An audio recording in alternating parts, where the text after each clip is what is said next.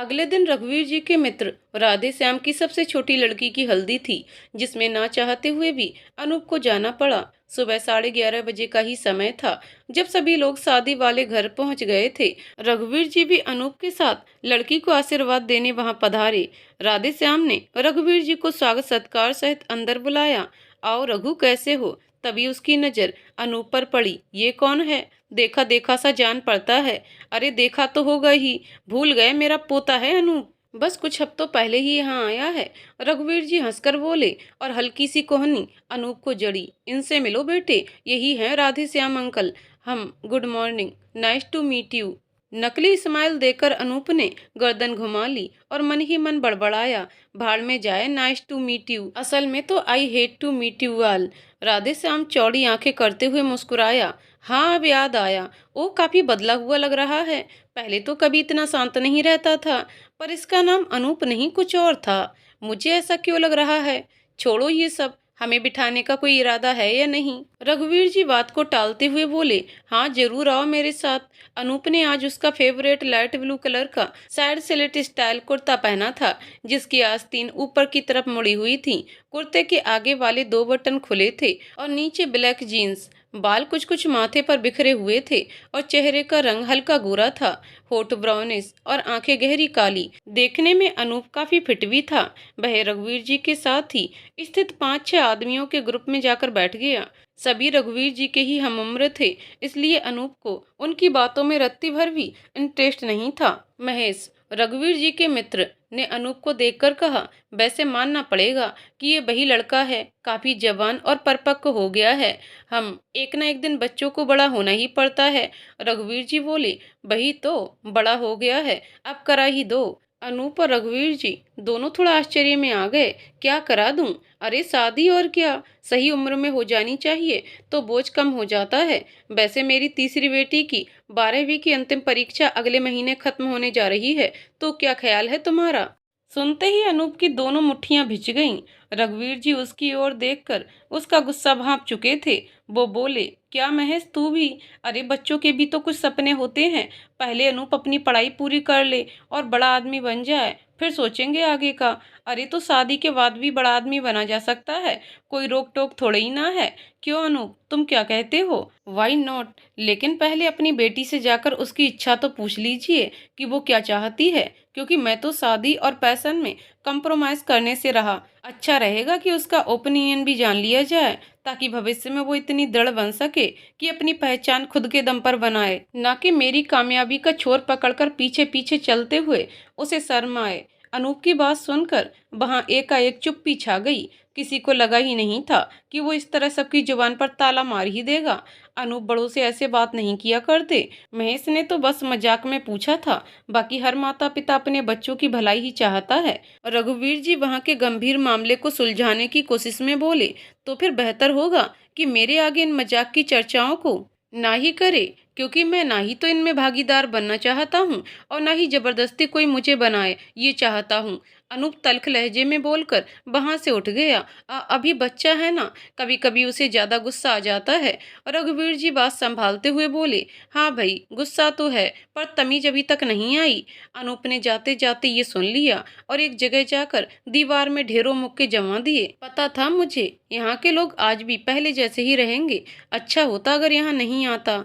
घर के बाहर कुछ बच्चे खेल कूद में लगे थे, जिन्हें देखकर अनूप के सामने उसका अतीत घूमने लगा। फिर वही यादें उसे घेरने लगी थीं, इसलिए उसने बच्चों से निगाहें हटा लीं और खुद को किसी और काम में व्यस्त रखने की सोचने लगा। रूपाली देवी बेटे के आने की खुशी में एकदम पागल हुई जा रही थी। पूरे घर की तैयारियों को अच्छी तरह देखते हुए उसने अपर्णा को पास बुलाया, जो कि घर के बाहर रंगोली बना रही थी, और उसके हाथ में मिठाई का एक डिब्बा थमा दिया। आज मेरा बेटा आ रहा है पूरे 2 साल बाद, इसलिए नहीं चाहती कि यहाँ से कोई भी खाली हाथ लौटे। थोड़ी देर बाद अपर्णा कोठी के काम पहले निपटाकर खेतों का काम देखने के लिए निकल गई। रास्ते में शादी का घर देखकर बरबसी वो मुस्कुराने लगी और खुद को किसी दुल्हन की तरह लाल जोड़े लहंगे और गहनों से सजी धजी होने की कल्पना करने लगी। ऐ सुनो लड़की, जरा इधर तो आओ। तभी उसकी तंद्रा को तोड़ते हुए शादी वाले घर की ही किसी स्त्री ने आवाज लगाई, जी कहिए। अपर्णा उस घर के आंगन की दहलीज से थोड़ी दूर आकर खड़ी हो गई। मेरी भतीजी का ब्याह है कल। आज से सभी मेहमानों की आवाजाही शुरू हो जाएगी। मैं चाहती हूँ कि तुम ये शहरी जमीन थोड़ी समतल कर दो, लेकिन जरा इस बात का खास ध्यान रखना कि सिर्फ चौखट के बाहर ही रहकर ये काम करो। गलती से भी अंदर पाँव मत रख देना, समझी? और पैसों की चिंता ना करना, वो भी दे दूंगी। जी ठीक है, आपका काम अभी हो जाएगा। अपर्णा ने तुरंत हामी भर दी। उसने गीली मिट्टी सानी और चौखट के बाहरी हिस्से पर उसका लेप करके समतल करने लगी। तभी वहीं खेल रहे एक शरारती बच्चे की नजर अपर्णा के मिठाई के डब्बे पर पड़ी, तो वो उसे मांगने के लालच में उसके पास आ गया। सुनो, क्या तुम मुझे अपनी मिठाई खाने को दोगी? उसने बड़ी मासूमियत से पूछा, जिस पर अपर्णा रीझ गई। इसमें पूछने जैसा क्या है? जितना मन करे खा सकते हो। ठीक है, पर किसी को बताना मत कि मैंने तुम्हारी मिठाई खाई, नहीं तो डांट पड़ेगी। नहीं, मैं किसी को कुछ नहीं बताऊंगी। उसने मिठाई का डब्बा उस बच्चे को पकड़ा दिया जो उसने बराबर में ही रखा हुआ था। तुम बहुत अच्छी हो अपर्णा, इतना कहकर बच्चा भाग गया। ओ, तो फाइनली नाम याद आ ही गया, अपर्णा। अपर्णा ने हैरानी से ऊपर देखा तो अनूप दीवार की बनी रेलिंग पर कोहनी टिकाए उसे ही देख रहा था। अरे आप? जी मैं, क्यों नहीं हो सकता क्या? नहीं, मतलब अचानक से आपको देखा तो बस पूछ लिया। अपर्णा ने दृष्टि झुकाकर कहा। जाने क्यों आज अनूप को देखकर उसे कल शाम वाला वाकया याद आ गया, जब वो उसके बेहद समीप थी, जिसे सोचते ही उसके बदन में अजीब हलचल पैदा हो गई। वैसे मानना पड़ेगा, एक नहीं दो नहीं, बल्कि पूरे तीन तीन साइड बिजनेस हैं अपर्णा जी के। क्या कहना चाहते हैं आप? अपर्णा आश्चर्य से बोली। इसमें कहने वाली कौन सी बात है? जब पहली बार मिली थी तब खेतों में काम कर रही थी, जब दूसरी बार मुलाकात हुई तो चूड़ियां बेच रही थी, और अब ये कोई नया मिट्टी से जमीन सजाने का काम। अपर्णा सहजता से बोली। अरे नहीं, ये तो बस आज ही कर रही हूँ। ठीक है, तुम्हारा तुम ही जानो, मुझे चलना चाहिए, कहकर अनूप ने चौखट से बाहर पांव रखा तो अपर्णा ने उसे रोक दिया। नहीं, यहाँ से बाहर अभी मत जाइएगा। क्यों? अब कब अंदर जाना है, कब बाहर जाना है, ये भी तुम बताओगी? हम कौन होते हैं रोकने वाले? वो तो मिट्टी अभी गीली है। आप उस दिन की तरह गिर गए तो फिर हमसे मत कहना कि बताया नहीं। अपर्णा मुस्कुराते हुए बोली। हाँ ठीक है, और तुम अपने काम पर ध्यान दो, समझी? अनूप ने थोड़ा चिढ़ते हुए कहा। अनूप जाने को हुआ, इतने में उसका फोन बजने लगा। उसने गर्दन दूसरी ओर मोड़ ली और फोन पर बात करने लगा। अपर्णा का काम लगभग खत्म ही हो चुका था कि अचानक कुछ बच्चों के झुंड ने खेल खेल में धक्का दे दिया, जिसकी वजह से उसका पैर मिट्टी में फिसल गया और संभलने की कोशिश में मिट्टी से रंगे दोनों हाथ उसने अनूप की पीठ पर टिका दिए, जिसकी छाप उसके कुर्ते के पीछे छप गए। अनूप को कुछ महसूस हुआ तो वो पीछे मुड़ा। इतने में अपर्णा ने दोनों हाथों को कमर के पीछे छुपा लिया और अजीब तरह से मुस्कुराने लगी। उसे देखकर अनूप ने टेढ़ा मुंह बना लिया। वाट, ऐसे क्यों मुस्कुरा रही हो? जे जी कुछ नहीं, कुछ भी तो नहीं, अपर्णा हकलाकर बोली। तो फिर दूर हटो मुझसे, स्टूपिड लड़की। अनूप फोन को कान से लगाए दूसरी मंजिल की सीढ़ियों की तरफ बढ़ गया। अब क्या करें? इन्हें पता चला कि उनके कुर्ते के पीछे हमारे हाथों के मिट्टी के छाप लग गए हैं तो बहुत नाराज हो जाएंगे, और बाकी लोग भी इनका मजाक बना सकते हैं।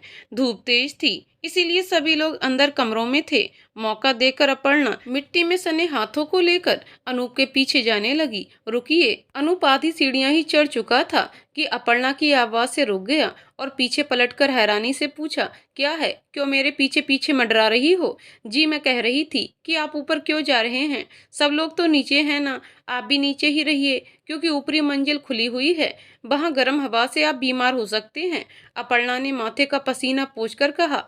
अनूप को उसकी बात का बड़ा गुस्सा आ गया। मेरी मर्जी, मैं ऊपर जाऊं या नीचे रहूं, तुमको क्या परेशानी है?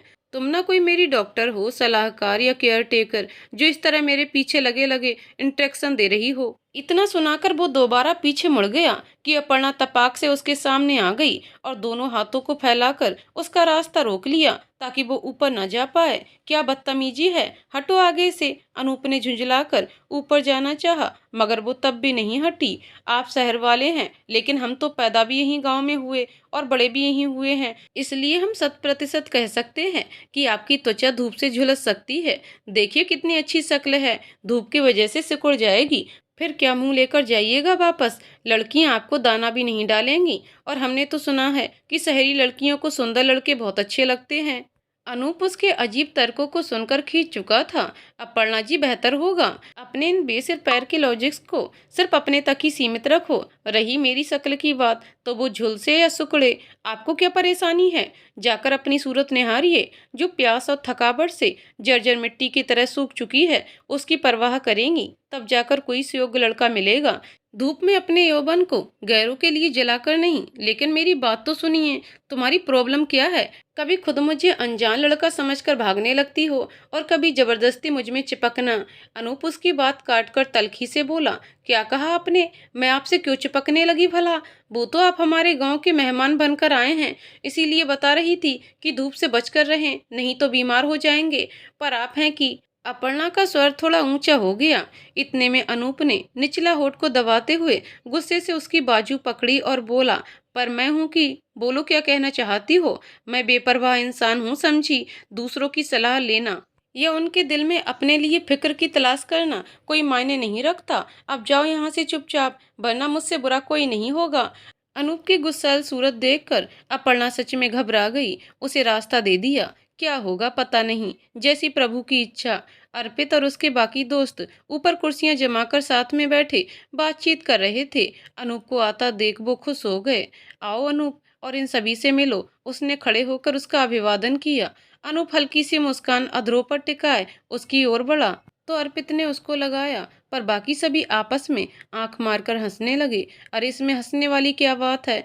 दोस्त है हमारा, कभी बचपन में साथ मिलकर खेला करते थे। अर्पित बोला, हमने कब कहा कि तुम्हारी दोस्ती पर हंस रहे हैं? बल्कि हम तो तुम्हारे दोस्त के फैशनेबल कुर्ते की तारीफ कर रहे हैं। हाँ भाई, सही कहा। हमने तो बस सुना तो था कि शहरी लोग अलग अलग स्टाइल के कपड़े पहनते हैं। आज देख भी लिया, काफी महंगा कुर्ता जान पड़ता है। इतना कहकर अर्पित के सभी दोस्त ठहाका लगाने लगे। अनूप का दिमाग पहले ही गर्म था, ऊपर से अब ये सब। उसका पारा और हाई हो गया। जी हाँ, ट्रेंडिंग स्टाइल है तो क्या? चांद सितारे तो जड़े नहीं हैं इसमें कि हंसा जाए। जरा रुको अनूप, तुम्हारा कुर्ता तो सच में अजीब ही स्टाइल का लगता है। अर्पित ने एक नज़र कुर्ते के पीछे डालकर कहा, क्या मतलब अजीब स्टाइल? हम समझ गया, तुम और तुम्हारी ये दोस्त मेरे साथ मजाक के मूड में हैं, ताकि मैं सबके सामने बेवकूफ़ लगूं। क्यों, सच कहा ना मैंने अर्पित? पर इस तरह के मजाक बर्दाश्त नहीं करता। And I am living this place right now. इतना कहकर अनूप गुस्से में जाने के लिए बढ़ा कि अर्पित ने रोक लिया। अरे, गलती हो गई हमसे, हमें माफ़ कर दो भाई। लेकिन सच बात तो यही है कि तुम्हारा कुर्ता पीछे से कुछ ठीक नहीं लग रहा है। आओ मेरे साथ। अर्पित अनूप को एक कमरे में ले गया। वहां शीशे के सामने उसे उल्टा खड़ा करके पीछे मुड़कर देखने के लिए कहा। अनूप ने जब खुद को कुर्ते के पीछे छपे हाथों को देखा तो उसका पारा हाई हो गया। हाउ डे यू समवन, किसने किया ये सब? देखो, गुस्सा मत करो, शायद किसी बच्चे की शरारत होगी। तुम भी तो बचपन में ऐसे ही कारनामे किया करते थे। आज तुम्हारे साथ किसी ने कारनामा कर डाला। अर्पित हंसता हुआ बोला। लेकिन अनूप का तमतमाया चेहरा देखकर उसने भी हंसना बंद कर दिया और दूसरा सफेद कुर्ता लाकर दे दिया। आई नो कि ये कारनामा किसके हाथों की देन है, अनूप ने गुस्से में आस्तीने फोल्ड करते हुए कहा। अपर्णा अपने काम का पैसा लेकर वापस जाने लगी। तभी थोड़ी दूर पर, जहां आसपास कोई नहीं था, किसी ने उसका हाथ पकड़कर दीवार की एक ओर खींच लिया। अरे आप, सहसा उसके मुंह से निकला। अनूप अपर्णा पर दृष्टि गड़ाते हुए बोला, जी मैं। वैसे मजा तो तुम्हें बहुत आया होगा मेरे अच्छे भले कुर्ते की रंगाई पुताई करने में। तभी मेरे पीछे पीछे घूम रही थी ना? जी नहीं, मैं बताने ही वाली थी, पर। अनूप ने कस के अपर्णा की बाजुओं को पकड़कर अपने करीब खींच लिया। बताने वाली थी, पर कब? इन गांव वालों के सामने जब मैं मजाक बनकर रह गया, तब जाकर अपनी सफाई पेश करने की कोशिश कर रही हो ताकि बच सको। क्या लगता है तुमको कि इतना आसान होगा मेरी इज्जत को मिट्टी में मिलाकर मुझसे बचकर भाग निकलना? एक बात कान खोलकर सुन लो लड़की, मुझे हरगिज पसंद नहीं कि कोई भी ऐरा गैरा आकर मुझे छुए या मेरी इंसल्ट करे। और तुमने यही गलती करके खुद को मेरी नज़र में दोषी साबित कर दिया है। वैसे गलती सिर्फ तुम्हारी नहीं है, ये सारा गांव, यहाँ के लोग और उनके विचार, सब कुछ जहर भरा है। तुम भोली सूरत वाली लड़कियां जितनी सीधी लगती हो, असल में उतनी ही ज्यादा तेज हो, जिन्हें बस बहाने चाहिए किसी पराये आदमी को छूने के। तभी अपर्णा ने झटके से अनूप के सीने पर दोनों हाथों से बल लगाकर उसे पीछे धकेल दिया। बस करिए आप, हाँ, माना मुझसे गलती हुई या माना कि छोटी जात हूँ, पर इसका मतलब ये नहीं कि आप मेरे सम्मान पर उँगली उठाएँगे। और आपकी बातों से ये साफ पता चल रहा है कि किसमें कितना ज़हर भरा है, जो खुद खड़े-खड़े ही एक लड़की के चरित्र को आँक गया। अपर्णा ने गुस्से भरी निगाहों से कहा, और अच्छा ही होगा कि आप उसी जगह चले जाएं जहां से आए हैं। अपर्णा की आंखों से आंसुओं की लंबी धार बह निकली। अनूप कुछ बोल भी पाता कि तब तक वो रोती हुई वहां से भाग गई। ओ गॉड, ये क्या कर दिया मैंने, खामखा ही उसे कुछ ज्यादा ही उल्टा कह गया। मुझसे सच में गलती हो गई, लेकिन करता भी क्या। ये गांव और इसमें बसने वाले हर इंसान से मुझे नफरत सी होती है। पर जो कुछ मैंने अपर्णा को आखिर में कहा, वो मुझे नहीं कहना चाहिए था। कुछ भी करके मुझे माफी मांगनी होगी। अनूप को अचानक ही अपनी गलती का एहसास हुआ, पर तब तक देर हो चुकी थी। उसने दूर तक जाकर हर गली में उसको ढूंढा ताकि वो मिल जाए, लेकिन अपर्णा कहीं भी दिखाई नहीं दी। अनूप को रह रहकर अपर्णा से किए गए बुरे बर्ताव का पश्चाताप महसूस हो रहा था। उसने आज जो कुछ अपर्णा से कहा, उसकी माफी मांगने का विचार उसके मस्तिष्क पर हावी था। तभी वो तेजी से रघुवीर जी के कमरे में चला गया। सुनिए दादाजी, वो हड़बड़ाता हुआ फौरन अंदर घुसा तो रघुवीर जी ने हाथ में पकड़ी किताब टेबल पर रख दी। आओ अनूप, क्या हुआ, कुछ परेशान लग रहे हो, कोई दिक्कत हो तो बताओ। अनूप जमीन पर बैठ गया और सिर रघुवीर जी की गोद में रखकर बोला, दादाजी, क्या मैं सच में बुरा हूँ? क्या मुझे इस जगह को छोड़कर लौट जाना चाहिए? रघुवीर जी ने प्यार से उसके सर पर हाथ फेरा। बिल्कुल नहीं अनूप बेटे, जरूरी नहीं कि हर इंसान दिल से बुरा हो। बस कई बार हमारी किस्मत हमें ऐसे मोड़ पर लाकर खड़ा कर देती है जब जाने अनजाने में हम बुरे बन जाते हैं। अगर अनजाने में हमसे कोई गलती हो जाए तो क्या करना चाहिए? उस गलती को सुधार लेना चाहिए। पर कैसे? क्या माफी मांगना काफी होगा उन शब्दों के लिए जिनसे किसी की रिस्पेक्ट को ठेस पहुंचे? हम गुस्से में बहुत बार हम अपना आपा खो देते हैं और कुछ ऐसा बोल जाते हैं जो किसी की भावनाओं को ठेस पहुंचा सकता है। उन शब्दों को तो वापस नहीं लिया जा सकता, पर बदले में माफी मांगने की एक कोशिश जरूर करनी चाहिए। प्रयास करो कि जिस भाषा के इस्तेमाल से तुमने किसी को दुखी किया था, उसी का काट तुम्हारी अच्छी भाषा हो। क्या पता कि जो आहत हुआ है वही दोबारा तुमसे जुड़ जाए। आप सच कह रहे हैं। हम एकदम सच। पर जरा ये बताओ कि आज इतना सब क्यों पूछ रहे हो? क्या तुमसे भी कोई गलती हुई है? रघुवीर जी ने चश्मा ठीक करते हुए पूछा तो अनूप हड़बड़ा कर उठ गया। कुछ नहीं दादाजी, बस यूं ही मन किया तो पूछ लिया, भविष्य में काम आएगा ना। इतना कहकर अनूप वहां से तुरंत चला गया। हम तेरा भी कुछ समझ नहीं आता। रघुवीर जी ने मुस्कुराकर वापस किताब उठा ली। अपर्णा एक हाथ में पानी का गिलास और दूसरे में दवाई लेकर अपने बाबा के पास आकर बैठ गई। आज भी उसका बदन हमेशा की तरह ढेरों काम करने से दुख रहा था, पर इसके बावजूद वो अपने बाबा की सेवा का पूरा ध्यान रखती थी। उसने अपने बाबा को दवाई दी, फिर उनके पैर दबाते हुए बोली, आप बिल्कुल भी चिंता मत करिए बाबा। माँ इस दुनिया में ना सही, पर बेटी तो अभी जिंदा है ना। और देखिएगा, एक दिन आप भी पहले की तरह ठीक हो जाएंगे। फिर हम दोनों खूब सारी बातें करेंगे। पहले की तरह मैं छोटी छोटी बातों पर रूठ जाया करूंगी और आप मुझे तरह तरह से मनाएंगे। थोड़ी ही मगर खुशियों से भरी जिंदगी हमारी भी दोबारा होगी। कहते हुए उसने अपने बाबा की तरफ देखा, जो दीवार का टेक लेकर चारपाई पर बिल्कुल किसी निर्जीव व्यक्ति की तरह शांत लेटे थे। अपर्णा से उनकी ऐसी हालत देखी ना गई और उसकी आंखों में आंसू उतर आए। बाबा, पता है आप इस तरह चुपचाप बिल्कुल अच्छे नहीं लगते। मैं चाहती हूँ कि आप पहले की तरह बोलें, मुझे प्यार से डांट लगाएं, मेरे संग पूरा गांव घूमे। अगर आज माँ यहाँ होती तो आपको बहुत डांटती, क्योंकि आप अपनी अपर्णा से कुछ भी नहीं बोलते, ना डांटते हो ना दुलारते हो। आखिर क्यों तुम मुझसे बात नहीं करते? बाबा बोलिए ना, क्यों कुछ नहीं बोलते? अपर्णा फपक फपक कर रो पड़ी कि तभी पीछे से उसकी ताई जी सुभाना ने जोर से आवाज दी, यहीं बैठी बैठी रोती रहेगी या राठौर के यहाँ भी जाओगी? पता नहीं कब हमारे सिर से इस हेमराज नाम की बला उतरेगी। जी ताई जी, बस जा रही थी। अपर्णा ने अपने आंसू पोंछे और उठ खड़ी हो गई। और हाँ, अब इन दवाइयों का खर्चा हम नहीं उठा सकते। आगे की व्यवस्था कैसे करनी है तुम ही देखो। सुबाना मुंह फेर कर बोली, जी समझ गई ताई जी, मैं बाबा के इलाज के लिए कुछ भी करने को तैयार हूँ। अपर्णा इतना कहकर घर से निकल गई। आज हेमराज की आलीशान कोठी के बाहर दो बड़ी जीप खड़ी थी, जिन्हें दो नौकरों द्वारा अच्छे ढंग से धोया जा रहा था। उनमें आपस में कुछ खुसर फुसर भी चल रही थी। जरा बढ़िया से साफ करो कि गाड़ी चमकनी चाहिए। हाँ भाई, वरना छोटे राठौर साहब की क्या पता हमारी गर्दनी पकड़ लें। वैसे सुना है शहर में बहुत बड़ा कारोबार जमा चुके हैं वो भी इतने कम समय में। अब हेमराज जी के बेटे हैं तो कहाँ कैसे हाथ आजमाना है। उनसे अच्छा कौन जाने। उन दोनों की बातों से अपर्णा समझ गई कि हेमराज का बेटा अविनाश राठौर आ चुका है, पर सुबह सुबह ही उसके आने की खबर मिल जाएगी उसने सोचा ही नहीं था। इसलिए उसने एक बार उन्हीं नौकरों से पूछना बेहतर समझा। सुनिए, क्या छोटे ठाकुर यहाँ आ चुके हैं? हाँ बहन, सुबह 5 बजे ही लौटे हैं। तभी तो पूरा घर उनकी खातिरदारी में लगा हुआ है। उनमें से एक ने कहा, जी बताने के लिए धन्यवाद। अपर्णा डरी सहमी सी दूसरे गेट से होकर छोटे छोटे डग भरते हुए अंदर चली गई। उसका मन अविनाश का नाम सुनते ही घबरा उठा था। अपर्णा का सबसे पहले काम हुआ करता था पानी लगाकर एवं घर की आंगन की साफ सफाई करना, फिर कपड़ों को धोना और सुखाना। दो जगह जाने की उसे अनुमति नहीं थी, एक पूजा घर और दूसरी रसोई, क्योंकि दोनों ही स्थान को पवित्रता प्राप्त थी और अपर्णा के कदम वहां पड़ने से जगह अपवित्र हो जाती छुआछूत की दृष्टि से। इसीलिए सभी झूठे बर्तनों को इकट्ठा करके आंगन में बैठकर मांजना पड़ता था, जहां 10 बजते ही धूप अपना पहरा जमा लेती थी।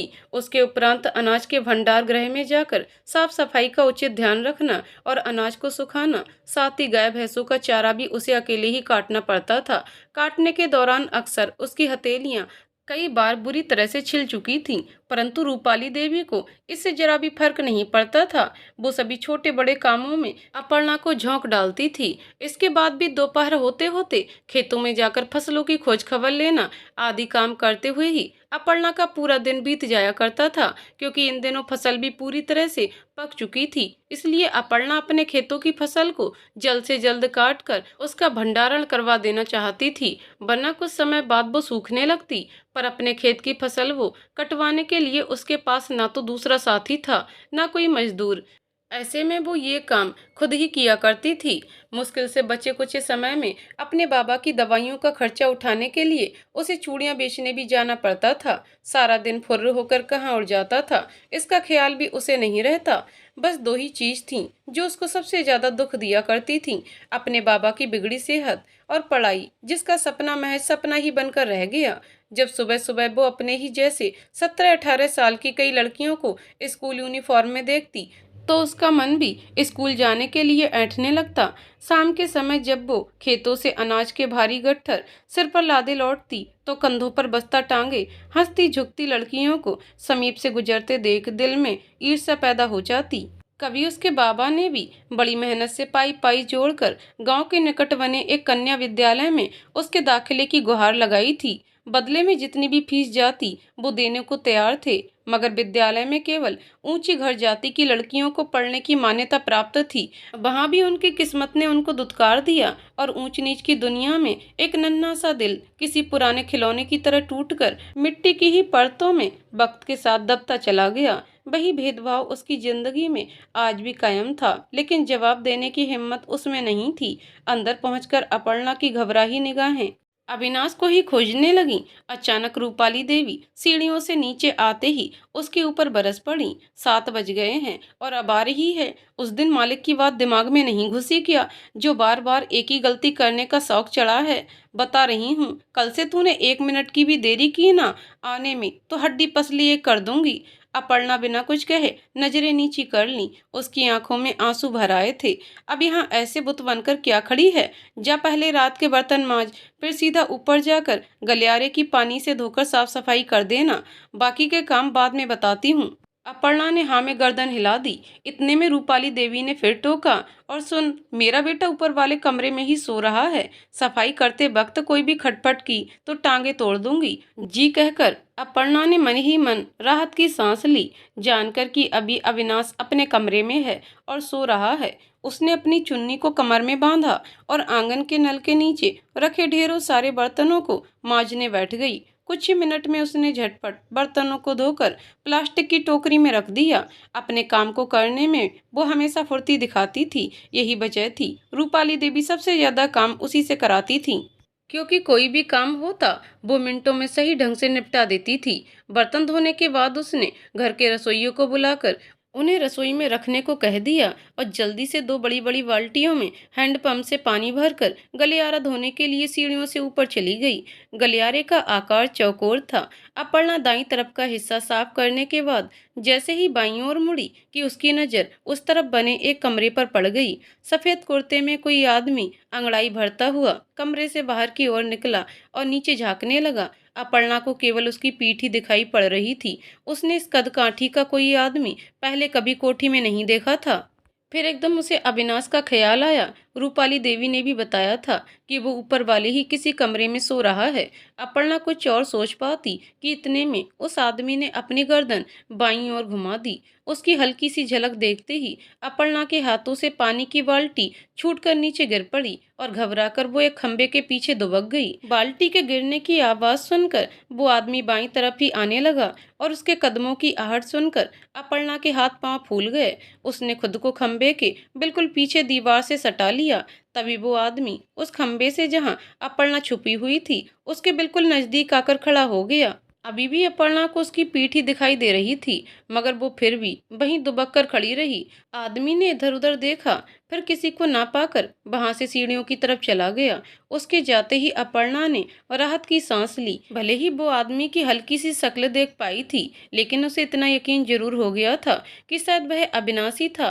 खैर, उसने जल्दी जल्दी पोछा लिया और बिखरे हुए पानी को साफ करने बैठ गई। अचानक उसकी हथेली पर किसी ने जोर से अपनी जूती रखी। अपर्णा ने दर्द से चीखते हुए जो ही अपनी गर्दन ऊपर उठाई तो सच में अविनाश खड़ा था। उसको देखकर अपर्णा की आंखें चौड़ी हो गईं। वो किसी ललचाई नजरों से उसे घूर रहा था। आप यहाँ, अपर्णा ने हकलाती जुबान में कहा। तभी अविनाश ने उसकी हथेली से अपनी जूती हटाई। हाँ, हम ही तो हैं। तो कोई खुशी नहीं हुई क्या देखकर? कहते हुए हल्का सा नीचे झुका और अपर्णा की तरफ अपना हाथ बढ़ाया, पर इतने में वो थोड़ा पीछे खिसक गई। उसको अपने समीप देखकर उसका चेहरा लाल लाल पड़ चुका था। अविनाश कातर दृष्टि डाले धीरे धीरे अपर्णा की ओर बढ़ने लगा। वो घबराते हुए उतना ही पीछे खिसकने लगी। उसमें उठने की भी हिम्मत नहीं हो रही थी। फिर भी जैसे तैसे करके उसने एड़ियों को सीधा किया और तुरंत भागने की चेष्टा की, पर अविनाश ने उसकी बाहों को पकड़कर दीवार से सटा दिया। कमाल है, जहाँ सब हमसे मिलना चाहते हैं वहीं आप हमसे बचकर भाग रही थीं। अभी अविनाश जी, देखिए, मुझे जाने दीजिए। अपर्णा घबराई हुई नजरों को नीची करके कहा। हम चली जाना, लेकिन पहले कुछ बातें तो करती जाओ। अविनाश ने एक हाथ अपर्णा की कमर के पीछे डालते हुए उसको बिल्कुल अपने करीब खींच लिया। डर के कारण अपर्णा ने दोनों आंखें जबरदस्ती मींच लीं। उसकी बोलती बंद हो चुकी थी और आंखों से आंसू बह आए।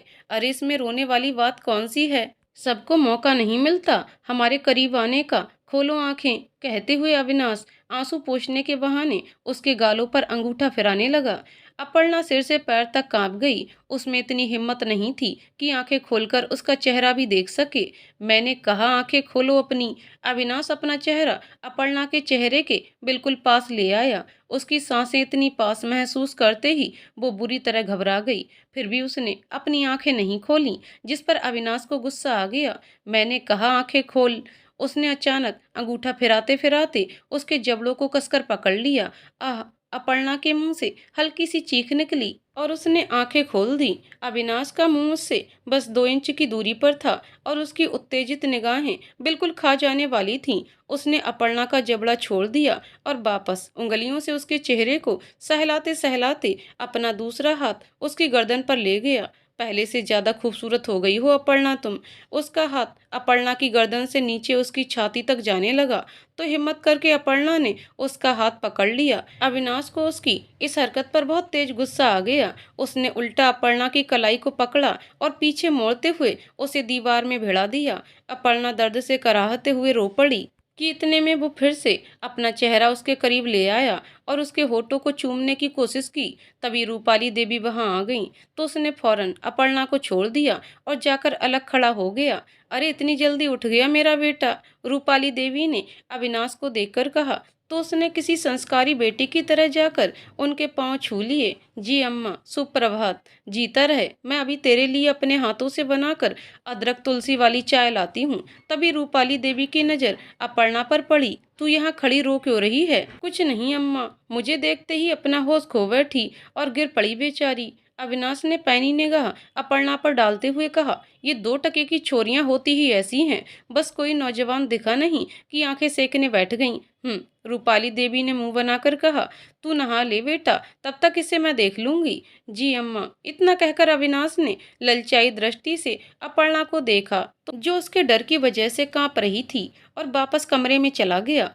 और तू खबरदार, जो मेरे बेटे पर अपनी बुरी नजर डाली तो समझी, चल जाके काम कर। आई बड़ी। रूपाली देवी नाक भौं सिकोड़ते हुए वहां से चली गई। अपर्णा ने किसी तरह खुद को संभाला और आंसू पोंछकर दोबारा काम में जुट गई, मगर बार बार उसकी नजर अविनाश के कमरे की ओर चली जाती। उसका पूरा ध्यान आज काम से ज्यादा अपने आसपास था कि कहीं वो वापस से आकर उसको पकड़ ना ले। उसे अपने शरीर पर उसकी उंगलियां घूमती महसूस हो रही थीं।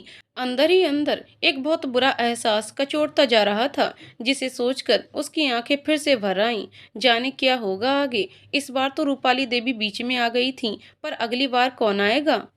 अनूप अपनी स्टडी बुक्स खोले बैठा था, तभी रघुवीर जी अपने कपड़े सही करते हुए अंदर आए। अरे अनूप, ये क्या, तुम अभी तक तैयार नहीं हुए? चलो जल्दी करो, हमें शादी में जाना है। मैं गया तो था कल सुबह की रस्मों रिवाज में, अब कहीं और जाने का मेरा मन नहीं। आप ही जाइए। और हाँ, उधर कुछ भी उल्टा सीधा खाने की जरूरत नहीं है। डॉक्टर ने मना किया था, इसलिए मैंने रमेश से कहकर आपके लिए खाना बनवा दिया है। जाने से पहले खाना खा लीजिए प्लीज। अनूप ने किताबों में आंख गड़ाई ही कहा, क्या अनूप तुम भी? शादी में भला कौन घर से खाना खाकर जाता है? रघुवीर जी मुंह फुलाकर बोले। अनूप ने किताबों से नजरें हटाईं और उनकी तरफ देखकर बोला, हम जाइए फिर और खाइए जो भी आपको पसंद हो। लेकिन बाद में तबीयत बिगड़ी और डॉक्टर ने मुझे सुनाया तो गलती आपकी होगी, सोच लीजिए। हाँ ठीक है, समझ गया। मैं ज्यादा कुछ नहीं खाऊंगा और तुमसे वादा भी करता हूँ कि अगले दिन से ही मेरा खाना होगा सिर्फ खिचड़ी और दलिया, रोटी सब्जी और दूध मलाई भी बंद। मैंने रोटी सब्जी खाने से नहीं रोका दादाजी, बस खाना घर का और कम से कम तेल मसालों का होना चाहिए, और बिना चीनी मिलाए सादा या हल्दी वाला दूध पीने में कोई हर्ज नहीं है। बस करो अनूप, यहाँ खड़ा रहकर तुम्हारी बातें ही सुनता रहा तो राधे श्याम की बेटी भी विदा हो जाएगी। इसलिए अब चलता हूँ, तुमको शादी में आने का मन करे तो बेझिझक चले आना। इतना कहकर रघुवीर जी चले गए और अनूप वापस अपनी किताबों में घुस गया। मगर कुछ ही देर बाद शादी में म्यूजिक तेज आवाज में बजने लगा, जिसकी वजह से अनूप अपना ध्यान पढ़ाई में नहीं लगा पा रहा था। उसने झल्लाकर खिड़की दरवाजे बंद कर दिए, पर गानों का शोर इतना ज्यादा था मानो कि पूरा घर ही बजने लगा। उफ, क्या मुसीबत है, इतना तेज म्यूजिक चलाने की क्या जरूरत थी। अनूप ने अपना सिर पकड़ लिया। क्या अनूप बाबू, अब शादी है तो गाना बजाना तो होगा ही। रमेश ने उसका खाना मेज पर लगाते हुए कहा। हाँ तो बजाएं ना, दिल खोल कर बजाएं, पर धीरे नहीं चला सकते क्या? मैं किसी चीज में ध्यान नहीं लगा पा रहा हूँ, सारे कान बज रहे हैं। हाँ हाँ, क्या अनूप बाबू आप भी? रमेश हंसता हुआ अनूप के कमरे से निकल गया। अनूप का ध्यान अब पढ़ाई में बिल्कुल नहीं लग पा रहा था, और ऊपर से उसे अपर्णा से माफी मांगनी थी। मगर आज सारे गांव में घंटों घूमने के बाद भी वो उसे कहीं नहीं मिल पाई थी। कुछ सोच अनूप, आखिर अपर्णा से माफी कैसे मांगी जाए? समझ ही नहीं आ रहा कि क्या करूं। उसने गुस्से में भरकर मेज पर मुक्का जमाया और बिना कुछ खाए ही उठकर छत पर चला आया। यहाँ से सीधा फंक्शन का नजारा भी दिखाई दे रहा था। दूर बड़े बड़े टेंट लगे थे और चारों तरफ लाइट्स वाली झालर। अचानक उसे देखते देखते अनूप को कुछ सूझ गया और उसके चेहरे पर स्माइल आ गई।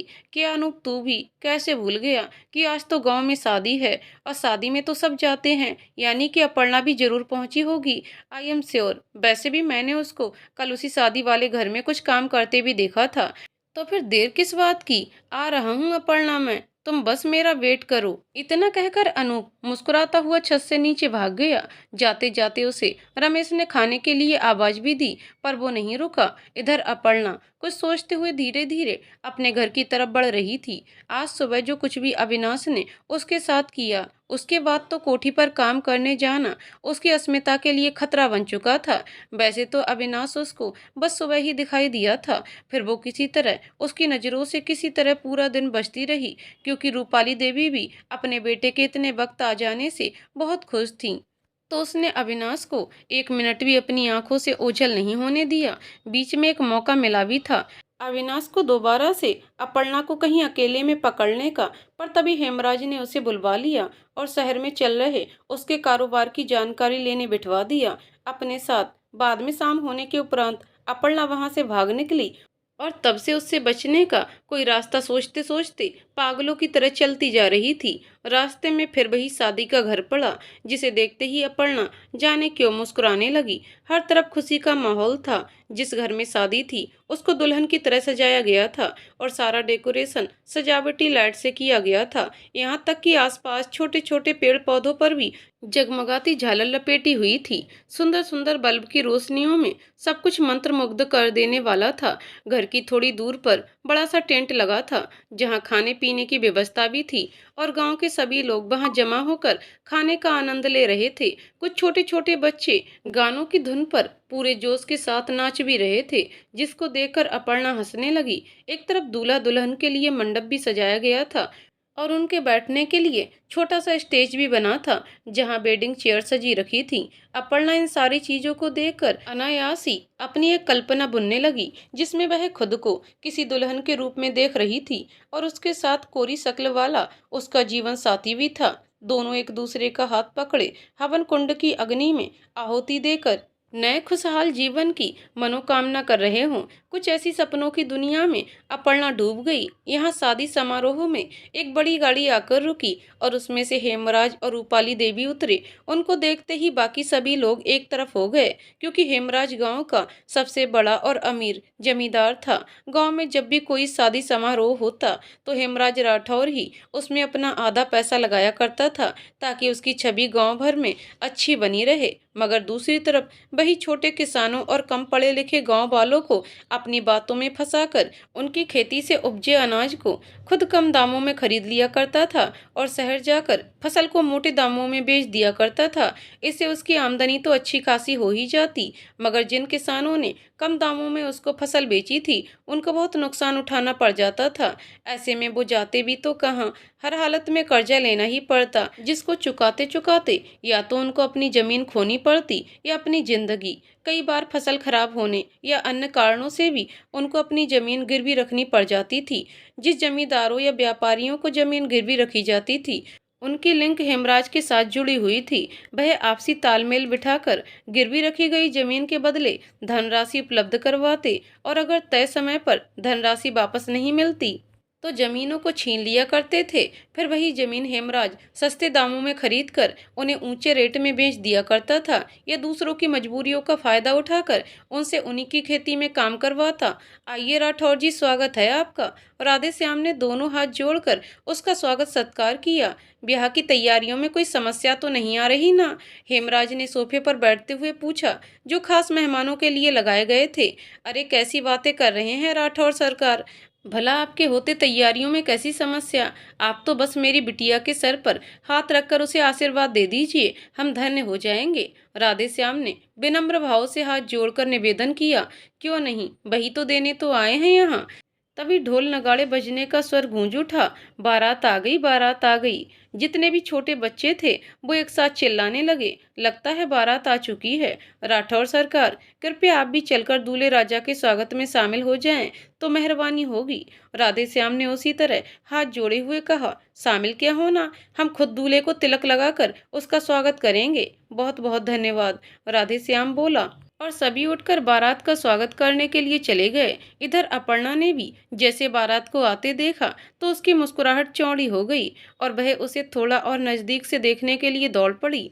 बारात में सभी लोग नाच रहे थे और बीचों बीच घोड़ी पर सहरा बांधे दूल्हा बैठा हुआ था। अपर्णा तो मानो आज की सारी बुरी घटना को भूलकर बस वही देखने लगी। यहाँ तक कि उसे घर जाने का भी ख्याल नहीं आया। उसका मन कर रहा था कि बाकी लोगों की तरह वो भी उनमें शामिल हो जाए और खूब नाचे, लेकिन ये नामुमकिन था। इसलिए वो दूर से ही उन्हें देखकर तालियां बजाने लगी और हंसते हुए अपनी कमर में बंधी चुन्नी को दोनों हाथों से हवा में लहराते हुए कभी गोल गोल घूमती तो कभी बाहों को फैलाकर उछलती। वहीं दूसरी तरफ अनूप अपर्णा को ढूंढता हुआ बारात में आ पहुंचा। अरे यार, यहाँ तो इतने लोग हैं कि समझ ही नहीं आता किसी की शादी हो रही है या कोई सेलिब्रिटी आया है। अब कहाँ ढूंढूं मिसेस स्टूपिड तुम्हें? अनूप इतने लोगों की भीड़ को देखकर उलझन में पड़ गया। उसके चारों ओर लोग बैंड बाजे तेज आवाज में बजा रहे थे, जिससे उसे नफरत थी। ऊपर से सब नाचने में मशगूल, क्या लड़की वाले क्या लड़के वाले। सबके सब बारात में शामिल हो गए। तभी अनूप का हाथ एक आदमी ने पकड़ लिया और उसको अपने साथ जबरदस्ती डांस करने के लिए खींचने लगा। अरे अरे, क्या कर रहे हैं आप? छोड़िए मेरे हाथ को। अनूप को उस आदमी पर थोड़ा गुस्सा आया और उसने झटके से अपना हाथ छुड़ाया, मगर शायद उस आदमी ने चढ़ा रखी थी। उसने दोबारा से अनूप का हाथ पकड़ा और डांस करने के लिए खींचकर बोला, नाचो नाचो, आज कोई रुकना नहीं चाहिए। माफ करिएगा, पर मुझे नाचना नहीं आता। अनूप ने गुस्से में हाथ फिर से छुड़ाया तो उस आदमी ने अनूप की पीठ पर हल्का सा धौल जमा दिया। ऐसे कैसे नाचना नहीं आता? आज मनोहर कुमार की शादी है, मैं मामा हूँ उसका, मैं सिखाऊंगा तुम्हें नाचना, आओ मेरे साथ। आदमी ने वापस से अनूप का हाथ पकड़ लिया। देखिए मनोहर कुमार के मामा जी, मुझे नाचने गाने में कोई इंटरेस्ट नहीं है, सो प्लीज मेरा हाथ छोड़ दीजिए। अनूप बड़ी मुश्किल से अपना हाथ उस आदमी के चुंगल से छुड़ाकर दूर चला गया। अजीब आदमी था, खामा ही पीछे पड़ गया। अनूप थोड़ी दूर जाकर अपने हाथ को सहलाने लगा कि तभी रघुवीर जी ने उसके कंधे पर हाथ रखा। अनूप को लगा कि शायद फिर वही आदमी है। अरे आप समझते क्यों नहीं है मामा जी कि मुझे डांस नहीं करना? मामा जी, किसकी बात कर रहे हो अनूप? मैं तो तुम्हारा दादाजी हूँ। अनूप ने पीछे मुड़कर देखा तो रघुवीर जी खड़े थे। ओ सॉरी दादाजी, एक्चुअली चलिए जाने दीजिए। तुम भी ना अनूप, अगर शादी में आना ही था तो मेरे साथ आ जाते या फिर कोई ढंग के कपड़े पहन कर आते।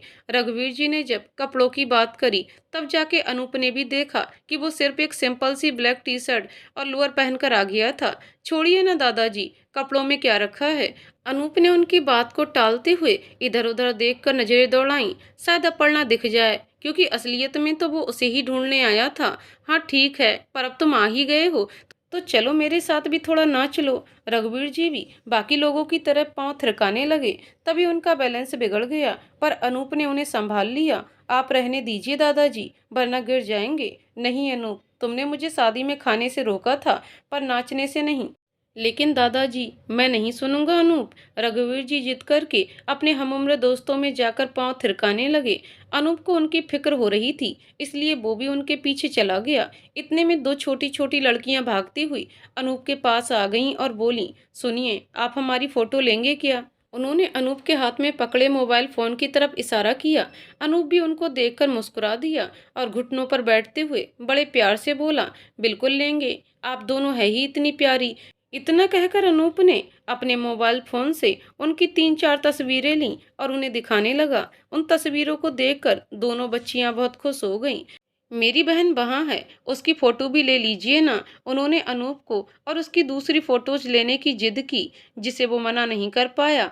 वो दोनों उसे खींचकर अपने बाकी दोस्तों के पास ले गईं। अनूप एक एक करके उन सभी बच्चों की फोटोज खींचने लगा। भैया जी, हमारी फोटो भी ले लीजिए ना।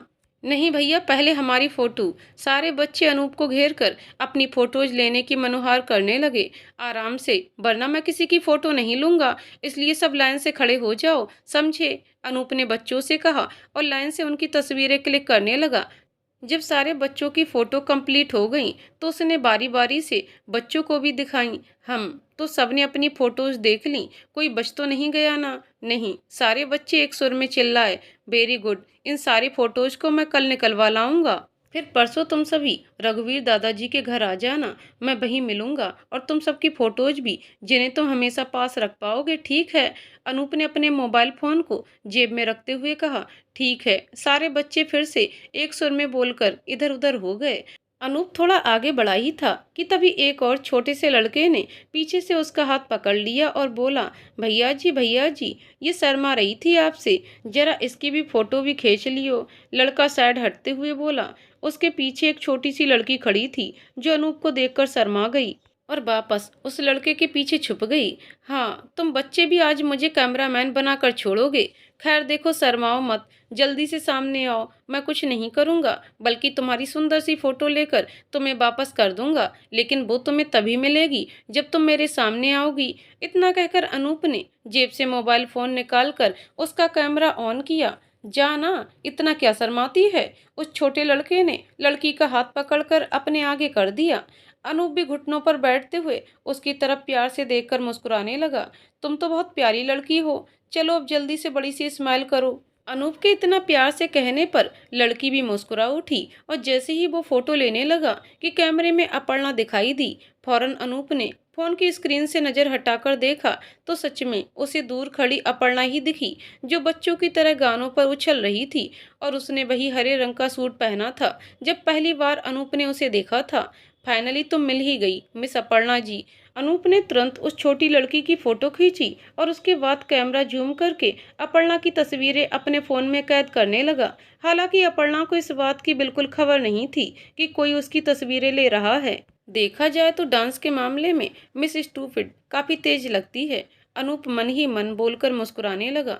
वहीं दूसरी तरफ अविनाश भी अचानक से जीभ लेकर समारोह में आ पहुंचा। असल में तो इन छोटे मोटे गांव वालों की शादी समारोह के कार्यक्रमों में शामिल होने में उसे जरा भी दिलचस्पी नहीं थी। वो सिर्फ यहाँ अपने खास दोस्त नितिन से मिलने आया था, जो कि दूल्हे का दूर का रिश्तेदार होने के नाते बारातियों में सम्मिलित था। इसलिए अविनाश ने तुरंत नितिन को फोन मिलाया ताकि वो जहाँ भी हो उससे मिलने आ जाए, क्योंकि खुद उसे गांव वालों में घुसना पसंद नहीं था। पर नेटवर्क प्रॉब्लम की वजह से फोन नहीं लग पाया। आह क्या मुसीबत है। गुस्से में आकर उसने जीप स्टार्ट की और वापस जाने लगा।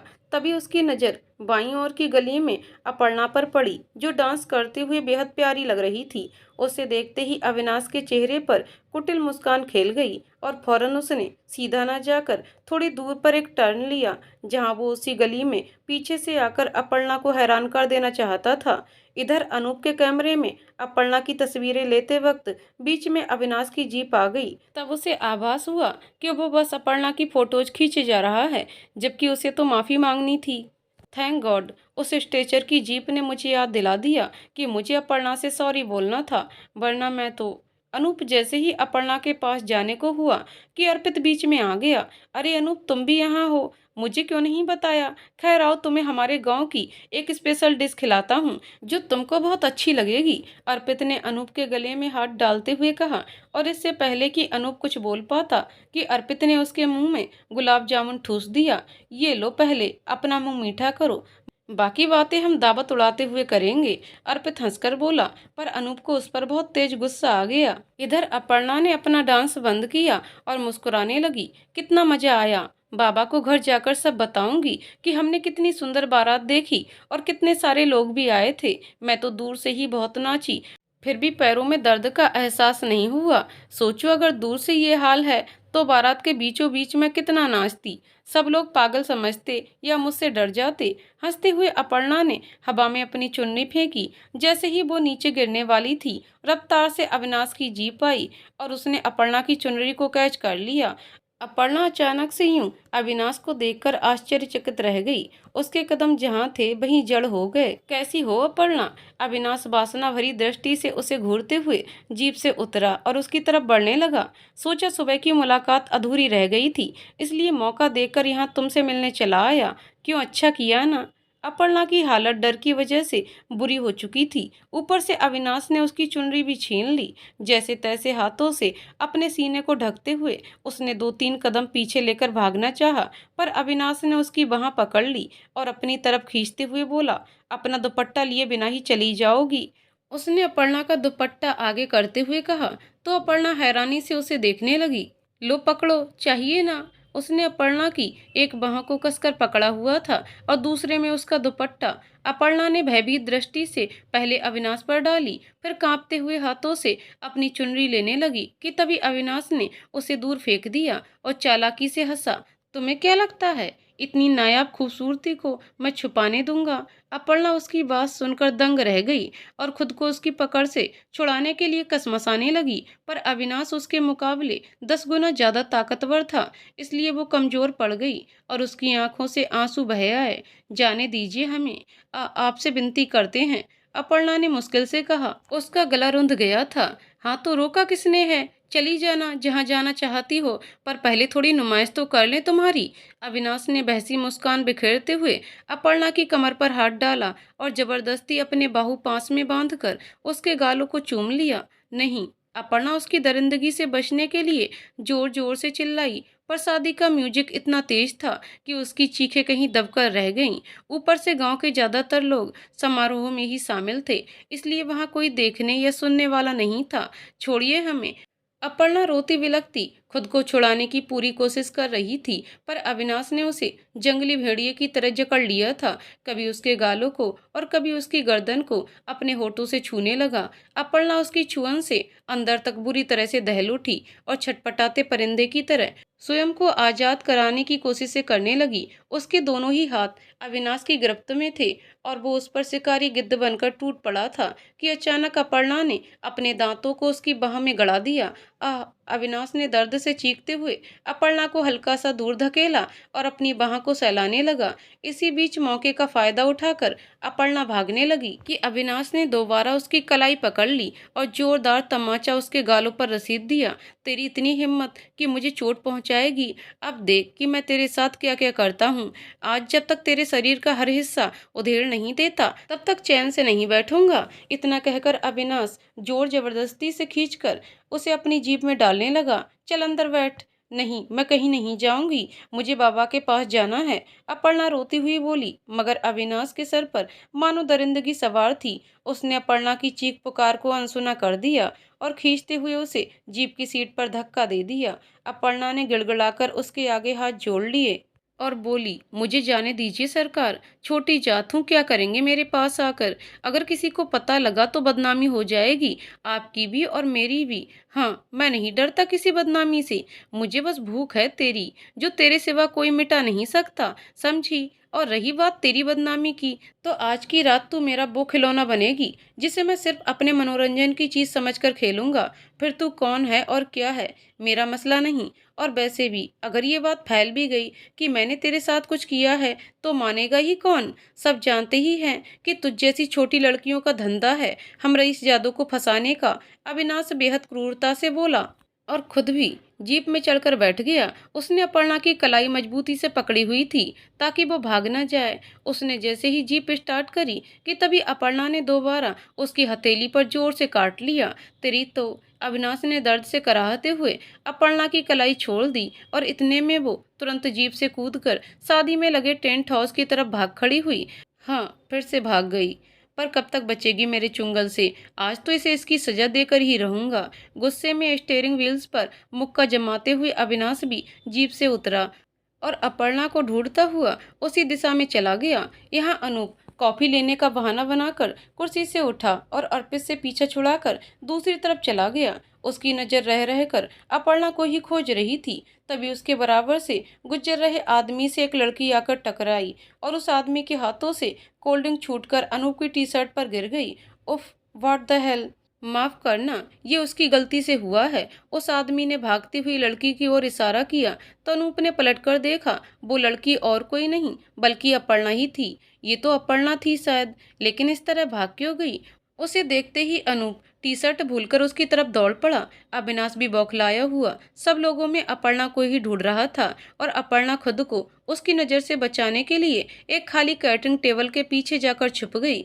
घूमता फिरता अविनाश उसी टेबल के नज़दीक आकर खड़ा हो गया, पर उसे मालूम नहीं था कि अपर्णा टेबल के ठीक पीछे दम साधे बैठी है। पता नहीं कहाँ चली गई। उसने जोर से टेबल पर हथेली मारी तो उसका पहले से ही टूटा पाया पूरा टेढ़ा हो गया और टेबल का एक कोना अपर्णा के माथे पर जोर से लगा, जिसकी वजह से अपर्णा हल्की सी चीख पड़ी। हालांकि म्यूजिक और बाकी शोर के कारण उसकी आवाज अविनाश को ठीक से सुनाई नहीं दी। वो आधा पीछे मुड़ा तो बस झुकी हुई टेबल ही नजर आई। ऐसा लगा जैसे अभी कोई लड़की चीखी, पर दिख तो नहीं रही। उसने इधर उधर देखा, फिर एकदम से बिना कुछ सोचे वो टेबल की तरफ झुका कि तभी किसी ने उसका कंधा थपथपाया। उसने पलटकर देखा तो उसका दोस्त नितिन खड़ा था। कैसा है मेरे यार?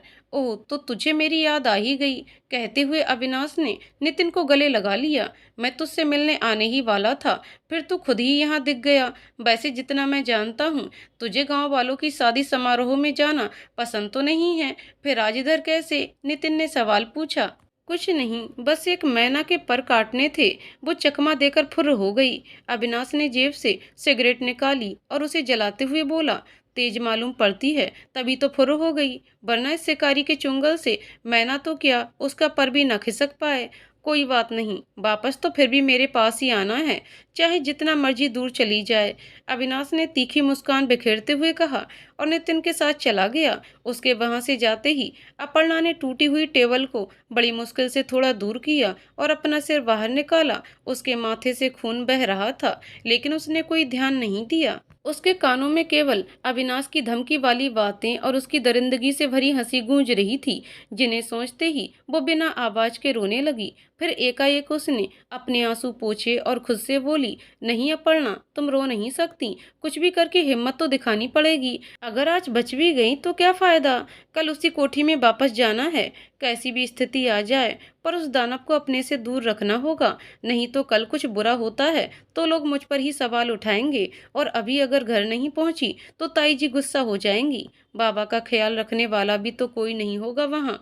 उनका खाना, पता नहीं उन्होंने कुछ खाया भी होगा या नहीं। मुझे जाना चाहिए। इतना कहकर अपर्णा ने इधर उधर देखा कि कहीं अविनाश आसपास ही तो नहीं, मगर जब उसको वह कहीं नजर नहीं आया तो धीरे से बढ़कर वो टेंट से नीचे होकर बाहर निकलने लगी कि अचानक उसका सूट किसी चीज में अटक गया। अपर्णा को लगा शायद अविनाश है, इसीलिए वो एकाएक घबरा उठी और बिना पीछे मुड़े ही माफी की गुहार लगाते हुए रो पड़ी। जाने दीजिए हमें छोटे सरकार, आपसे विनती करते हैं, छोड़ दीजिए। क्यों चाहते हैं ये सब? गलत नहीं कहता मैं, तुम सच में एक स्टूपिड लड़की हो। अनूप घुटनों के बल नीचे बैठते हुए बोला और धीरे से अपर्णा के सूट को बांस के खंभे में लगी एक नुकीली कील से आहिस्ता निकालने लगा।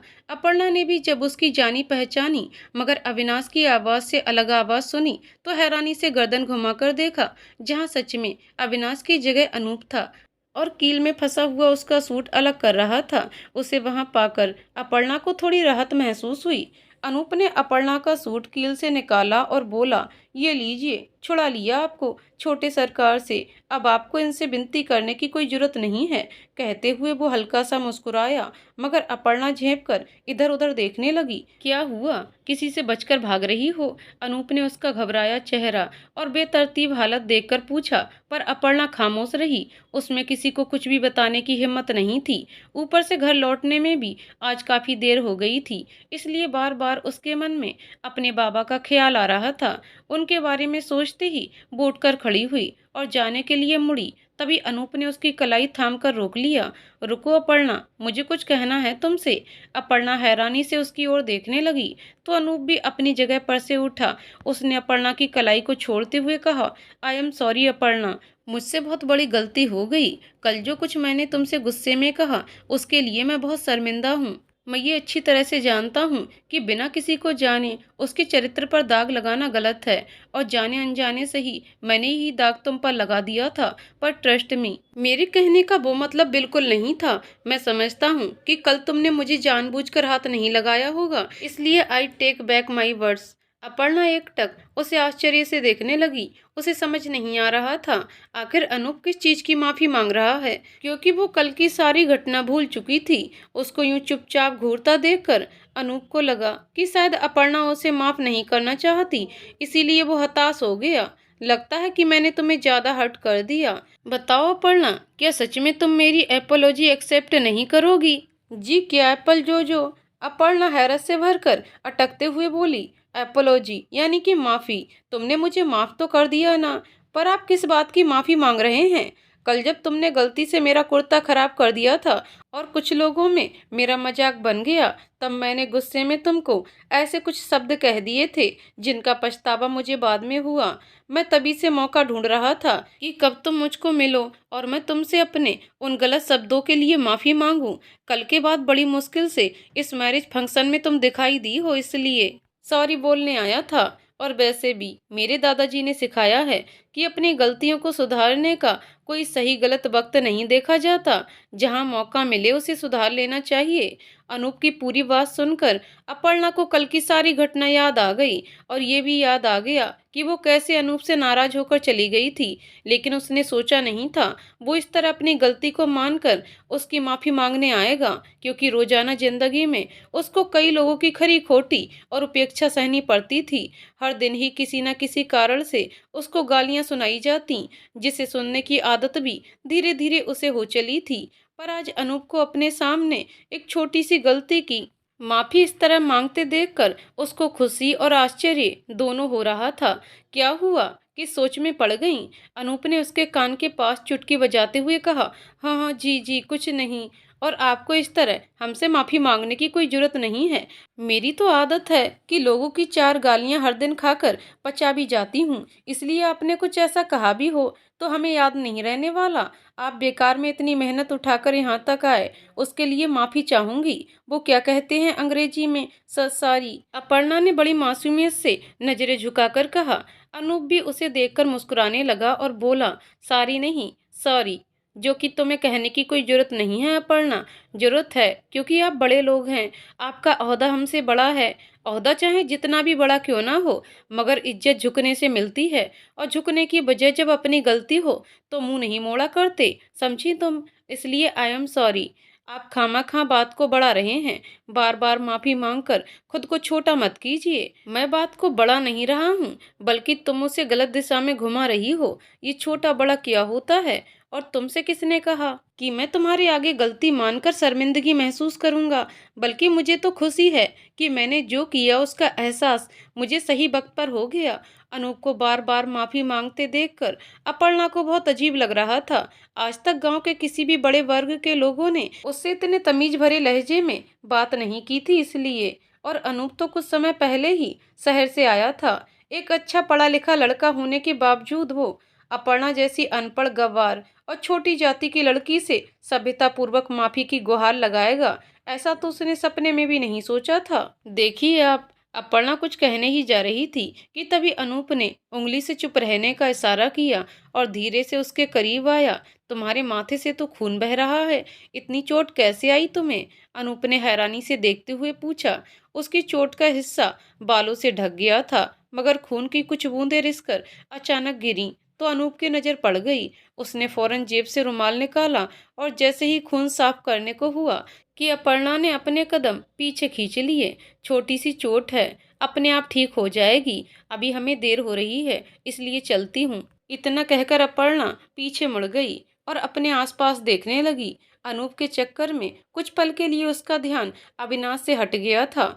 फिर से उसके बारे में सोचते ही वो दोबारा घबराने लगी। नहीं, पहले मेरे साथ चलो, मैं तुम्हारी बैंडेज कर देता हूँ, फिर जहाँ जाना हो चली जाना। नहीं, मैं कहीं नहीं जा सकती। घर पे ताई जी मेरा इंतजार कर रही होंगी और बाबा को दवाई भी देनी है।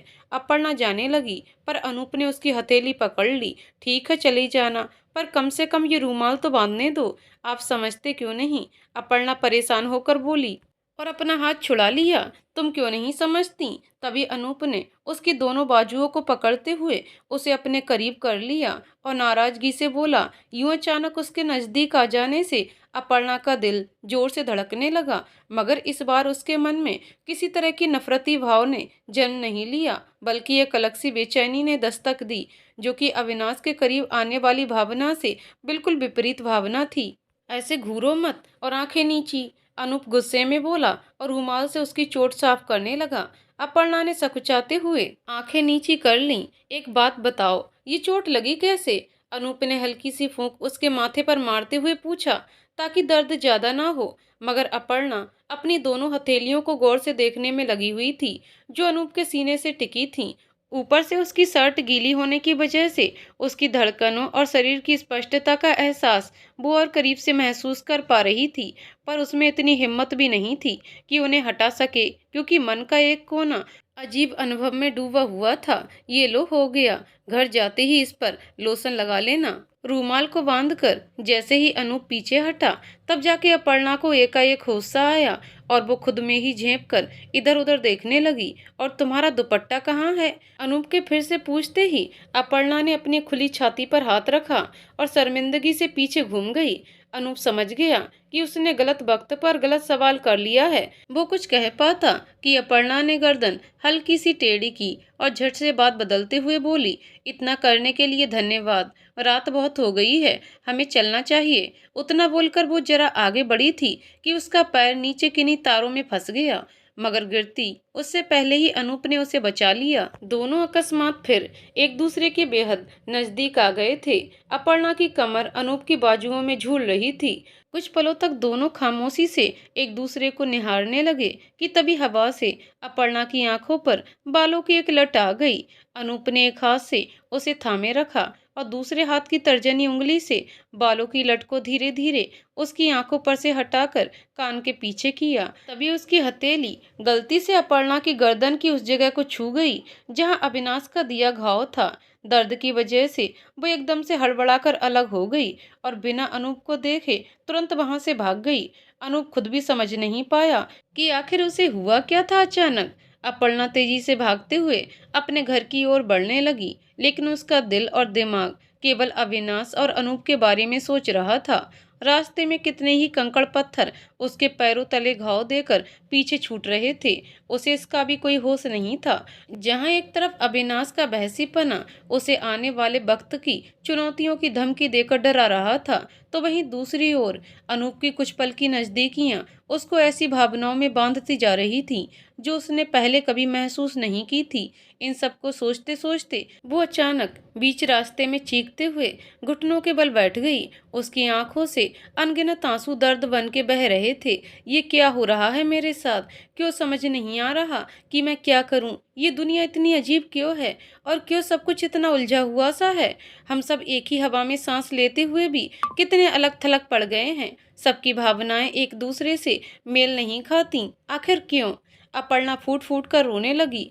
कल दोबारा उसको अविनाश का सामना करना पड़ता, जिसने आज उसकी इज्जत की धज्जियां उड़ाने में जरा सी भी शर्म नहीं दिखाई। और दूसरी तरफ उसके बाबा की सेहत नाजुक अवस्था के दौर से गुजर रही थी। उसका दिमाग सुन्न पड़ चुका था कि तभी बारिश की कुछ बूंदें उसके चेहरे पर आकर टपकी। उसने आसमान में निगाहें उठाकर देखा तो चांद गायब था और काले बादलों की चादर पूरे आकाश पर चढ़ चुकी थी। और देखते ही देखते बादलों में तेज गड़गड़ाहट के साथ बिजली चमकी और फिर बारिश होने लगी। अपर्णा कुछ देर यूं ही बेसुध सी पड़ी भीगती रही। थोड़ी देर बाद उसे दूर कहीं से किसी के कराहने की आवाज आई। अपर्णा को लगा जैसे ये उसके बाबा थे। वो फौरन स्वयं को संभालते हुए खड़ी हुई, घर की तरफ पूरी गति से दौड़ती हुई चली गई। आखिरकार अपने पुराने टूटे फूटे मकान की चौखट पर पांव रखकर उसने पर्दा हटाया जो कि बारिश से भीग चुका था। अंदर जंगले पर रखा एक दिया मंद रोशनी में टिमटिमा रहा था। अपर्णा हौले से जंगले की तरफ बढ़ी और झांक कर देखा, एक टूटी चारपाई पर उसके बाबा आराम से सो रहे थे। उन्हें देखते ही अपर्णा की बेचैनी बिल्कुल खत्म हो गई। वो धीरे से मुस्कुराने लगी। कहाँ थी अब तक? पीछे से सुभाना ने अचानक आकर चिल्लाना शुरू कर दिया। एक तो तुम्हारा बाबा मेरे हाथों से खाना खाने के लिए राजी नहीं होता, ऊपर से तुमको फुर्सत ही नहीं है घूमने फिरने से। पता नहीं कब तक तुम दोनों को झेलूंगी मैं। सब तेरे इसी बाप की ही देन है जिसका नतीजा हम भुगत रहे हैं आज। न ये राठौर के यहाँ चोरी करता, न इसकी और तेरी जिम्मेवारी मेरे सिर आती। हाय, मैं तो बर्बाद कर दी तुम दोनों ने। मेरी भी एक जवान लड़की कुंवारी बैठी है जिसका ध्यान भी नहीं रख पाती मैं, बस तुम्हारे चक्कर में मनहूसियत फैला के रखी हुई है। सुभाना अपनी कड़वी जुबान से अपर्णा को कोसती जा रही थी, मगर अपर्णा ने उसकी बातों पर जरा भी गौर नहीं किया। वो एकटक चैन की नींद सो रहे अपने बाबा को देखने में लगी हुई थी। मेरी बातें तो उस लड़की के पल्ले ही नहीं पड़ती, सुभाना ने मुंह बनाते हुए कहा। फिर थक हार कर वो भी सोने चली गई। वहीं अपर्णा काफी देर तक यूं ही जंगले के पास खड़ी रही। फिर आखिरकार चुपचाप जाकर अपने बाबा के पैरों की तरफ सिर रखकर सो गई। दूसरे दिन सुबह सुबह का समय था। अपर्णा को जल्द से जल्द हेमराज की कोठी पर पहुंच जाना चाहिए था, नहीं तो रूपाली देवी उसको 50 कामों के बदले में सजा के तौर पर 1000 काम पकड़ा देती। लेकिन अपर्णा का मन वहां कदम भी रखने से घबरा रहा था। उसकी सीधी सी वजह थी अविनाश और उसकी हवस भरी दृष्टि जो कि अपर्णा पर टिकी हुई थी। ऊपर से कल रात का वाकया उसको अभी तक याद था, जब उसने अपर्णा के साथ जबरदस्ती करने की कोशिश करी थी और धमकी भी दी थी कि अगर दोबारा अपर्णा उसके हाथ लगती है तो वो उसे छोड़ेगा नहीं। इसी सोच विचार की लड़ाई से थक कर वो उठी और आईने में एक बार खुद को देखा कि आखिर क्या अपने बलबूते पर वह अविनाश जैसे दरिंदे को हरा नहीं सकती।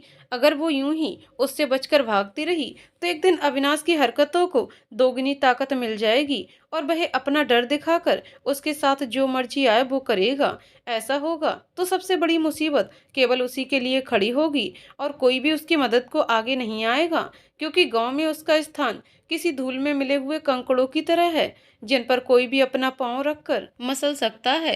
अब इस स्थिति में दो ही रास्ते बचे थे।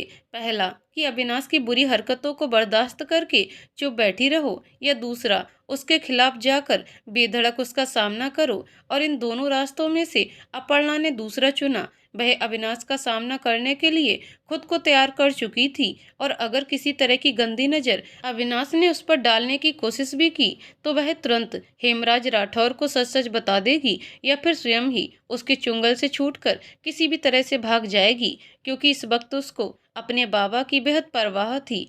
और 3 साल पंचायत में हुआ वो फैसला भी उसे स्वीकार करना ही उसकी मजबूरी थी, जिसकी वजह से आज वो इतनी कठिन परिस्थिति से गुजर रही थी। वह डरी सहमी सी अपने मन को ठोस बनाने की लाख कोशिश करते हुए हेमराज राठौर की कोठी की दिशा में चलती जा रही थी। भले ही उसने खुद से वादा किया था कि अविनाश के आगे नहीं झुकेगी, उसके बावजूद उसका हृदय घबराहट के कारण तीव्रता से धड़क रहा था।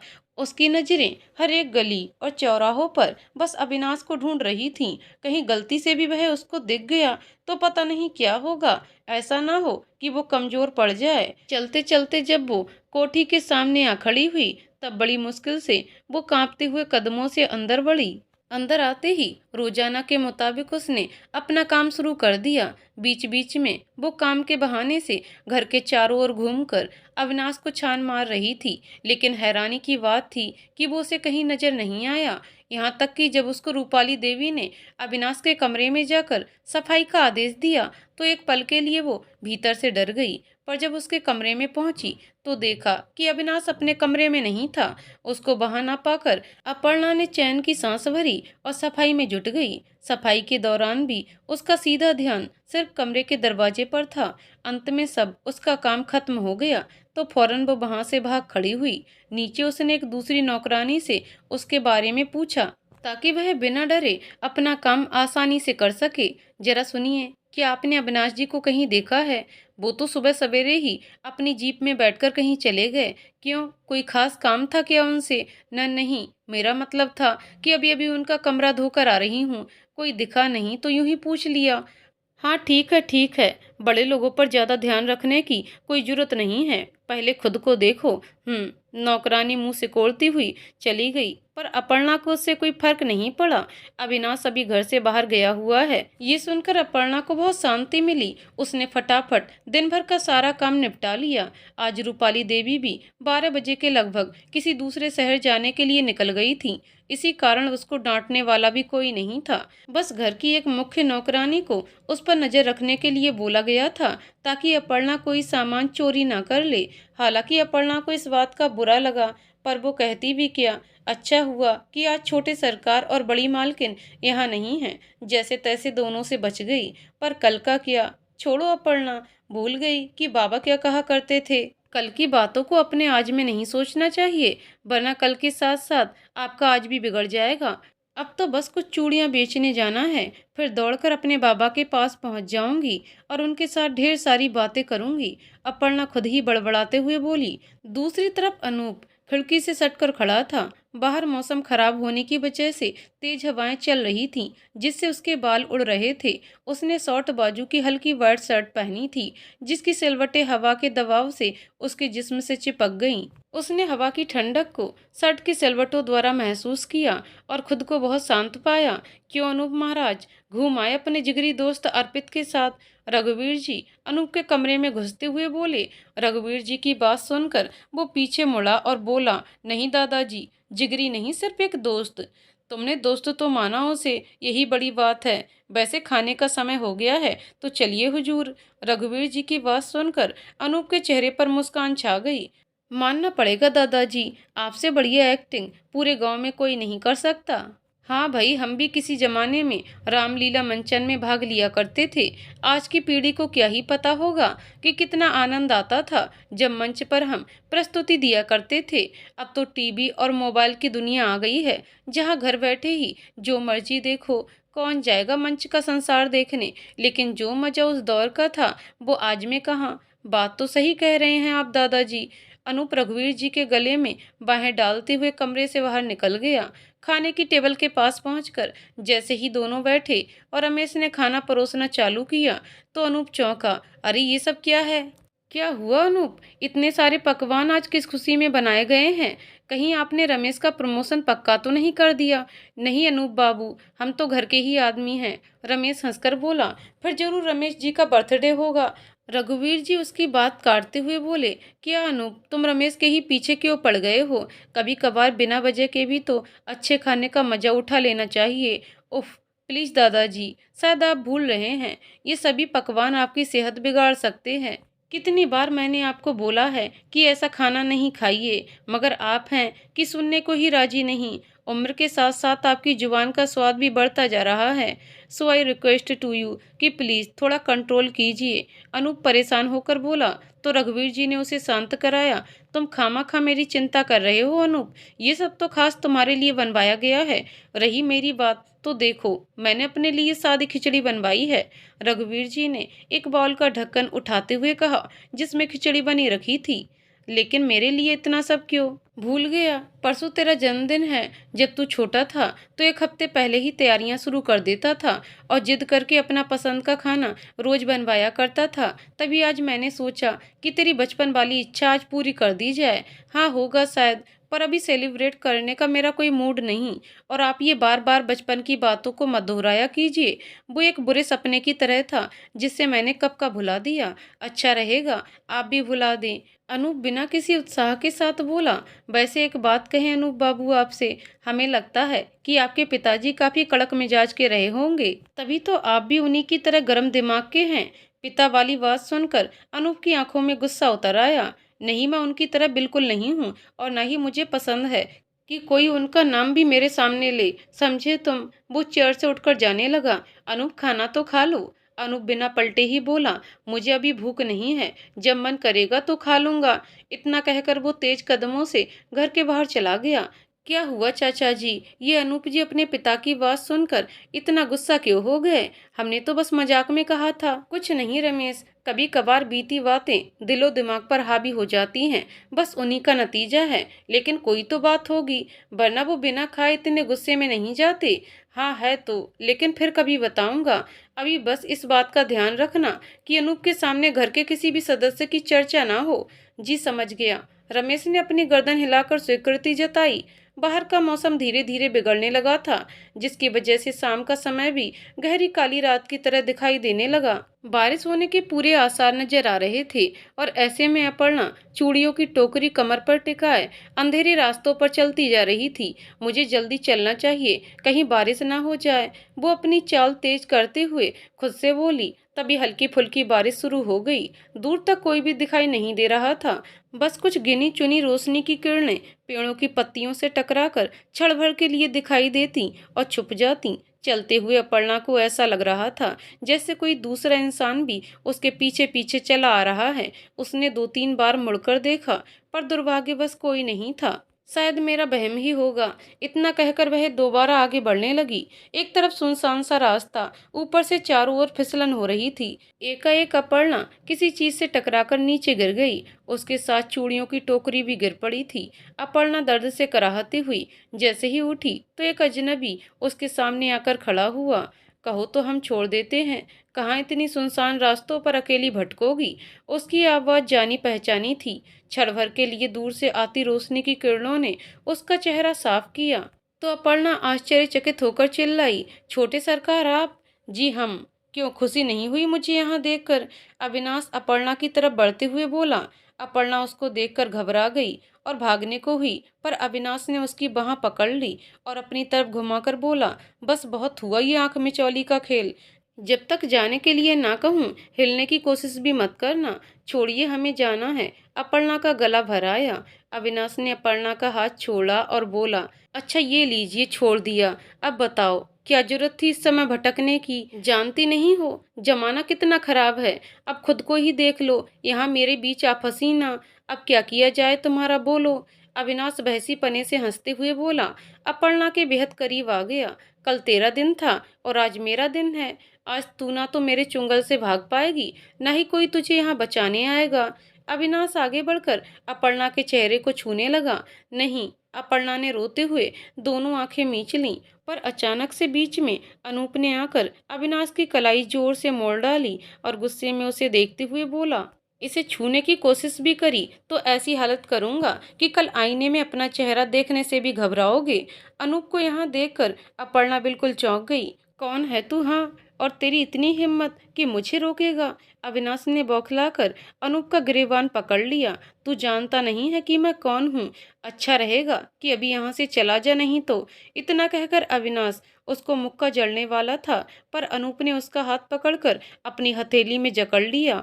नहीं तो क्या, मेरी जान लेगा?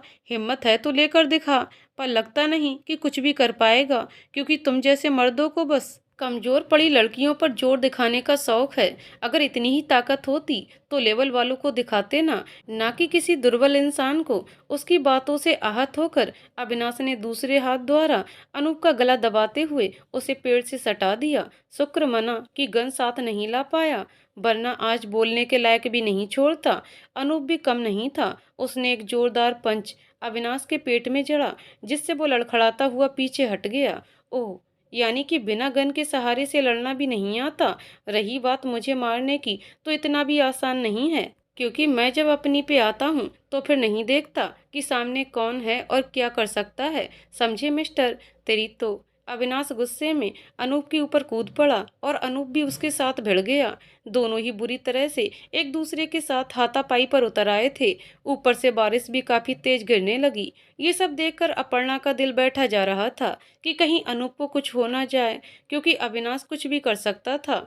वो बीच बचाव में उतर भी नहीं सकती थी, क्योंकि यहाँ दोनों का मुकाबला इतना खतरनाक रूप धारण कर चुका था कि उसके अंदर की हिम्मत भी जवाब दे गई। आखिर कैसे अनूप को रोका जाए या अविनाश को हराया जाए? दोनों आपस में गुत्थम गुत्था होकर एक दूसरे की जान लेने पर उतारू थे कि तभी अनूप का शक्तिशाली प्रहार अविनाश की छाती पर होता है।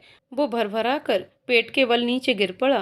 गिरते समय उसका सिर भी किसी पेड़ के मोटे तने से जख्मी हो गया था, जिसके कारण एकाएक उसकी आंखों के आगे सब कुछ धुंधला सा दिखाई देने लगा और वो वहीं बेहोश हो गया। उसको खून में सना देखकर अपर्णा घबरा उठी, क्योंकि आज से पहले उसके सामने इस तरीके का नजारा कभी देखने में नहीं आया था। अचानक किसी गाड़ी की हेडलाइट दूर से चमकी। अनूप ने फौरन बुत बनी अपर्णा को अपने साथ खींचकर झाड़ियों में छुपा लिया, ताकि पता कर सके कि कौन इस वक्त वहां से गुजर रहा है। कहीं किसी ने उनको देख लिया तो मुसीबत हो जाएगी। गाड़ी में अविनाश का दोस्त नितिन था। उसने हेडलाइट की रोशनी में किसी आदमी को नीचे गिरे हुए देखा तो फौरन गाड़ी से बाहर निकला। कौन हो सकता है? नितिन ने उस आदमी का मुंह अपनी तरफ घुमाया तो दंग रह गया। ये तो अविनाश है, और वो भी इस हालत में। अविनाश को बेसुध स्थिति में देखकर वो उसे जैसे तैसे उठाने लगा। वहीं झाड़ियों में छुपा अनूप उसके जाने का इंतजार कर रहा था। उसके दोनों हाथ अपर्णा की कमर के इर्द गिर्द लिपटे हुए थे। तभी अपर्णा सिसकने लगी, पर अनूप ने उसके मुंह पर हाथ रखकर चुप रहने का आश्वासन दिया। कुछ नहीं होगा तुम्हें, मैं हूं ना। नितिन ने अविनाश को अपनी गाड़ी में डाला और वहां से चला गया। उनके जाने के बाद अनूप ने अपर्णा के मुंह पर से अपना हाथ हटाया तो एक ही सांस में अपर्णा के मन का दर्द आंसू बनकर बह निकला। क्या हुआ अपर्णा, तुम रो क्यों रही हो? अनूप कुछ सवालिया लहजे में बोला। आप नहीं जानते कि आपने क्या कर दिया। वो आपको छोड़ेगा नहीं। मेरे साथ साथ कहीं आपकी जिंदगी भी खराब हो गई तो? अपर्णा बिलखते हुए बोली। ऐसा कुछ नहीं होगा। अनूप ने उसका चेहरा अपनी हथेलियों में भरकर कहा।